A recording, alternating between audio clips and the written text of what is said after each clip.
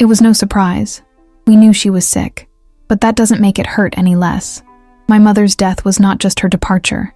It was as if the air changed density, as if everything familiar became alien.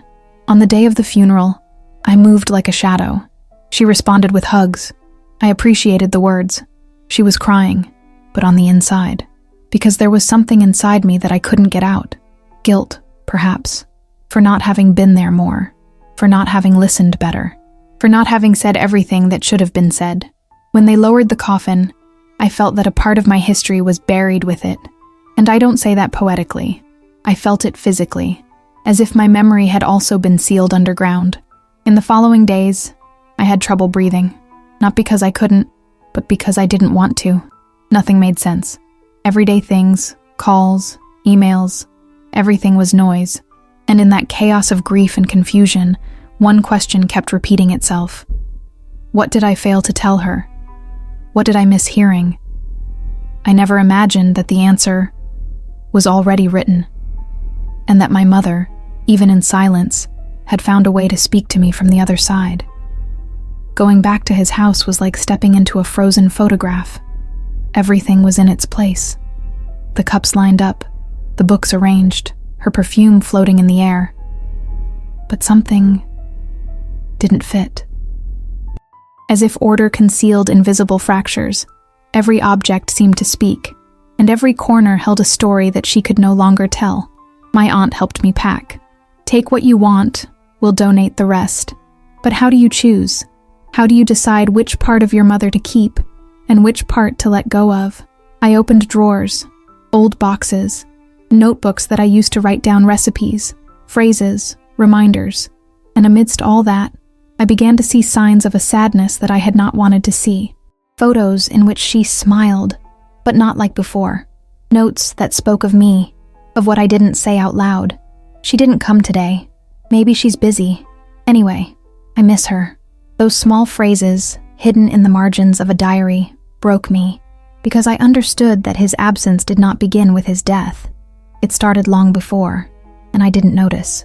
I thought I was present, when in reality I was far away, not out of malice, out of habit, out of a sense of routine, because of the belief that there would always be time.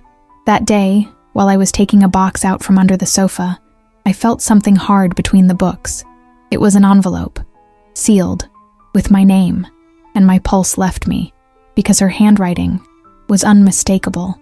I held it in my hands as if it were made of glass, a cream-colored envelope, slightly yellowed with age. My name written in that curved calligraphy that I would recognize among 1,000. It didn't have a date on the front. Just 3 words in the bottom corner. For when it hurts. And it hurt. God, how it hurt. I didn't know whether to open it immediately or put it away. Part of me thought about leaving it there, like a reliquary. A sacred object that is respected is not to be touched. But another part, the part that could not go on without answers, needed to know. I sat down in her armchair, the one where she read every afternoon. I took a deep breath, and I broke the seal. The paper inside was soft, with a smell of wood and old perfume. His first words were simple. If you're reading this, it's because I'm no longer here. That's when I started to cry.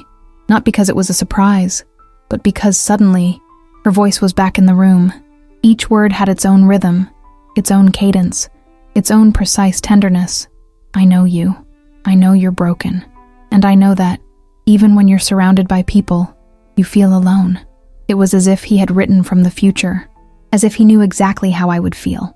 And page after page, I knew that letter wasn't a goodbye. It was a map, a bridge between her silence and my pain. The first lines were smooth. I remembered moments. The day I learned to ride a bike, the time I cut my hair and cried for hours, the first heartbreak I didn't want to tell her about, but she felt it anyway. I always knew when you were in pain, even if you didn't tell me. It was his way of caressing me from afar. But then, the letter changed tone. It became more intimate, more raw. If I ever made you feel alone, I'm sorry. It wasn't on purpose. It was fear.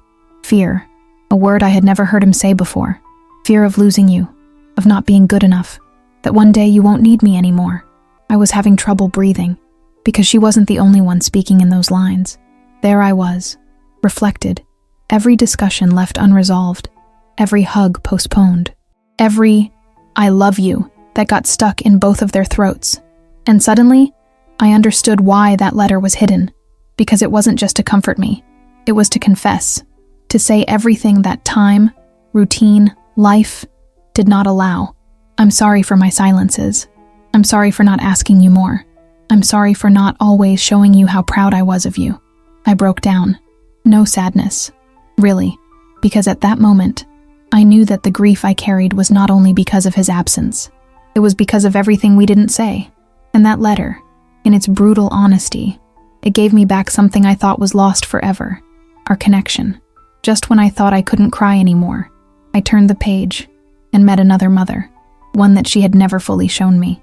There are things I kept, not out of shame, but out of fear that you wouldn't know what to do with them. So he wrote it down, what she experienced before I was born, a story with her mother, with her past, with a love that broke her soul, and that she dragged along for years, like a shadow. I protected you even from my own wounds. I thought that way I would spare you from scars.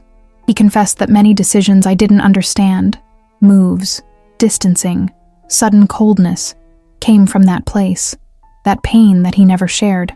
I didn't show you my sadness, because I thought you would look at me differently, and what I felt was not anger, it was compassion, a mother who had become strong for me, but inside it carried broken pieces that it never showed. I promised myself I would be different from my mother, but sometimes I caught myself repeating her, and that's when I understood so much. Their shapes, their distance at certain times, his excessive care for others. Every line of that letter was not just a confession, it was a bridge, an act of love in the form of truth, and for the first time in a long time, I stopped seeing her as a mother, and I saw her as a woman who lived, who fell, who fought, and that left me a legacy more valuable than any inheritance. Its history, with all its light and all its shadow. I thought he already knew everything about me, about what I was, what I did, what I failed to achieve. But my mother, in her letter, left me a version of myself that I had forgotten. You were always stronger than you thought. Even when you were breaking inside, you kept going. I saw it. That phrase stopped me, because many times I felt weak, as if he couldn't handle the world, as if everything were overwhelming me, but she had seen something else, another version of me, one that resisted, one who fought even though no one applauded. And then, she wrote something that completely disarmed me. It hurt me to see you trying so hard to be accepted, when you were already enough. I read that line 10 times, because that was the root of so many things. The constant need for validation, the fear of rejection, the feeling that I always had to prove something to deserve love. And she knew it. And yet, he loved me as best he could, with silences, with mistakes, but also with a lucidity that now, at last, he understood. You were never my project. You were my mirror. That changed me, because in that reflection, I began to see a woman who not only carried the grief of her mother, but also the opportunity to rebuild oneself with that truth. And that truth was mine. After reading it, I remained silent for hours. I didn't know whether to cry, scream, or just stay still. But something had changed. Not outside, inside. The letter shook me in the places where I kept my emptiness. If you're reading this, I want you to do one thing. Live your life without burdening mine. That was his last order, the most difficult one, and the most necessary. Because until that moment, I lived according to his absence. Every decision I didn't make, everything I postponed, every doubt that paralyzed me, it had his name on the bottom. And now, I was freeing myself. He was asking me to let go, that she would forgive me, that I shouldn't idealize her, or blame her, or keep repeating her story.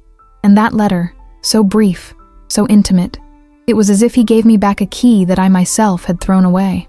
I looked at myself in the mirror again, with swollen eyes, a flushed face, but with something new. Presence.